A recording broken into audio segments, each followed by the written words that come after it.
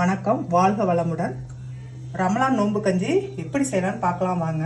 அதுக்கு நான் ஒரு டம்ளர் ஜீரக சம்பா பச்சரிசி எடுத்து வச்சுருக்கேன். இதில் பாதி அளவு பாசிப்பருப்பு சேர்த்துக்குங்க. இது ரெண்டையும் ஒரு அரை மணி நேரம் கழுவி நல்லா ஊற வச்சுக்கலாம். அதோட ஒரு டீஸ்பூன் வெந்தயம் வச்சுருக்கேன். அந்த வெந்தயத்தையும் அதோட சேர்த்து ஊற வச்சுக்கலாம். கஞ்சிக்கு தாளிக்க தேவையான இன்க்ரீடியன்ட்ஸ் எடுத்து வச்சுருக்கேன். இப்போ எப்படி செய்யலான்னு பார்க்கலாம் வாங்க. இப்போ நான் அரிசியை ஊற வச்சுக்கிறேன். ஒரு கப்புக்கு அதிலே அரை கப்பு பாசி பருப்பு போட்டுக்குங்க. இதோட இந்த வெந்தயத்தையும் சேர்த்துக்கலாம். சேர்த்து இதை நல்லா கழுவிட்டு ஒரு அரை மணி நேரம் ஊற வச்சுக்கலாம். பச்சரிசி, பாசி பருப்பு, வெந்தயம் எல்லாம் மூணையுமே கழுவிட்டு நல்லா ஊற வச்சுருக்கேன். இது ஒரு அரை மணி நேரம் ஊறட்டும். நம்ம இப்போ தாளிக்கிறத பார்க்கலாம் வாங்க. அதுக்கு தேவையான அளவு கொஞ்சமாக எண்ணெய் விட்டுக்கலாம். எண்ணெய் காஞ்சிருச்சு. இப்போ 2 பட்டை, 3 கிராம்பு, 2 ஏலக்காய் அதோட சேர்த்துக்கலாம்.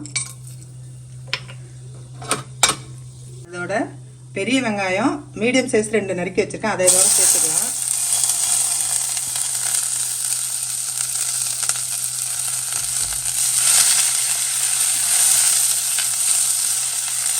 வெங்காயம் நல்லா ஒரு ப்ரௌன் கலராக வர வரைக்கும் வணக்கிக்கலாம். வெங்காயம் நல்லா வணங்கிருச்சு. இப்போ நம்ம 1 டேபிள் ஸ்பூன் இஞ்சி பூண்டு பேஸ்ட்டு சேர்த்துக்கலாம். அதோட இதையும் நல்லா வணக்கிக்கலாம். நம்ம பிரியாணி செய்கிற மாதிரி தான் ஓரளவு.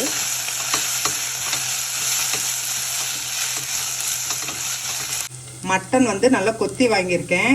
இது 200 கிராம் இருக்கும். இதை நான் அதோட சேர்த்துக்கிறேன். கொழுப்பும் கொஞ்சம் அதில் 1-2 பீஸ் போட்டுக்குங்க. அப்போ தான் டேஸ்ட் நல்லாயிருக்கும்.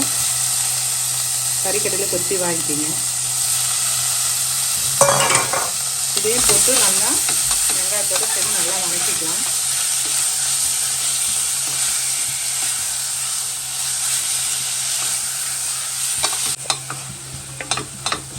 மட்டன் நல்லா வணங்கிடுச்சு. இப்போ மிளகாத்தூள் கொஞ்சம் கம்மியாக சேர்த்துக்குங்க. நாள் ஃபுல்லாக நோன்பு வச்சுட்டு சாப்பிடும்போது வயிறு எரிச்சல் இல்லாமல் இருக்கும். அதனால் நம்ம கொஞ்சமாக மிளகாத்தூள் சேர்த்துக்கலாம். அதுக்கு கரம் மசாலா இல்லைன்னா மட்டன் மசாலா எது வேணாலும் கொஞ்சமாக சேர்த்துக்குங்க. நான் ஒரு டீஸ்பூன் தான் 2மே சேர்த்துருக்கேன். அதே இதோட சேர்த்து கொஞ்சம் நேரம் வணக்கிக்கும்.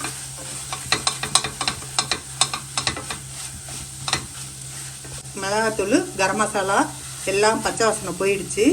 இப்போ நம்ம தக்காளி சேர்த்துக்கலாம். அதோட 2 பச்சை மிளகாய் போட்டிருக்கேன். இது நம்ம மல்லி கருவேப்பிலை ஒரு பிடி சேர்த்துக்கிறேன். போட்டு நல்லா வணக்கிக்கலாம்.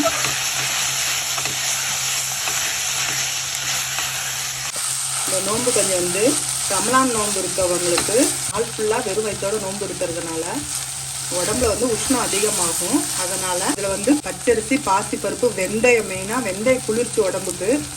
அது சேர்க்கறதுனால மட்டனும் குளிர்ச்சி. இதெல்லாம் சேர்ந்து ஒரு கஞ்சாக வச்சு நோன்பு திறக்கும் போது அதை தான் ஃபஸ்ட்டு குடிப்பாங்க. அதுதான் இந்த உஷ்ணத்தை தணித்து உடம்பு நல்லா குளிர்ச்சியாக வச்சுக்கும். எந்த ஒரு வயிறு தொந்தரவும் இல்லாமல் இருக்கும். அதுக்காக தான் மெயினாக இந்த கஞ்சி குடிக்கிறது. 1 டம்ளர் அரிசி எடுத்துருக்கோன்னா இல்லை 6 டம்ளர் தண்ணி ஊற்றிக்கலாம். இது கஞ்சாக இருக்கிறதுனால நம்ம குறைவாக தான் இருக்கணும். அதனால் தண்ணி நிறையா ஊற்றிக்கணும். 6 கப்புங்கிறது 7 கப்பு கூட ஊற்றிக்கலாம். 2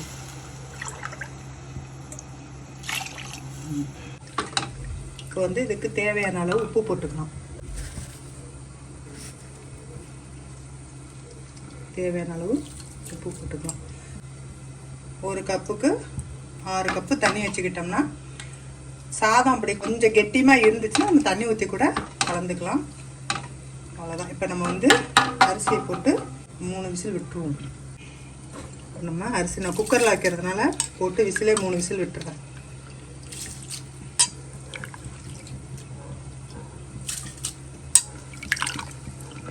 அரிசி போட்டு இப்படி ஒரு கிண்டிடுவோம். கிண்டிட்டு குக்கரை மூடி வெயிட் வச்சுருவோம்.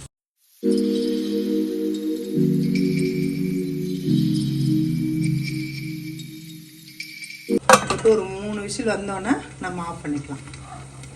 சாதம் பாருங்கள் நல்லா இவ்வளோ குலைவாயிடுச்சு. லாஸ்ட்டாக நம்ம வந்து தேங்காய் பால் ஊற்றணும். நான் ஒரு மூடி தேங்காய் வந்து நல்லா அரைச்சி திக்காக பால் எடுத்து வச்சுருக்கேன். அதை ஊற்றிக்கலாம். ஊற்றினோம்னா இன்னும் கொஞ்சம் லூஸ் ஆகும். இதுதான் டேஸ்ட்டு. வயிற்று புண்ணையும் நல்லா ஆற்றும். அதனால் லாஸ்ட்டாக தேங்காய் பால் ஊற்றி நல்லா கிளறி விட்டுக்கலாம். நல்லா கஞ்சி பதத்துக்கு கிளறிக்கிங்க.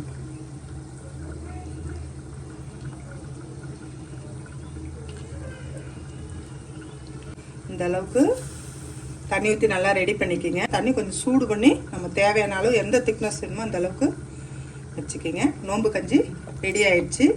இப்போ நம்ம வந்து மல்லி இலை தூவி ரெடி பண்ணிக்கலாம். நோம்பு கஞ்சி செய்ய தெரியாதவங்களுக்கு இந்த வீடியோவை பார்த்துட்டு செஞ்சு பாருங்கள். டேஸ்ட் எப்படி இருக்குன்னு கமெண்ட்டில் சொல்லுங்கள். தேங்க்யூ. ரம்லான் நோம்பு இருக்கு அவங்களுக்கு அட்வான்ஸாக ரம்ஜான் வாழ்த்துக்கள் சொல்லிக்கிறேன். தேங்க்யூ.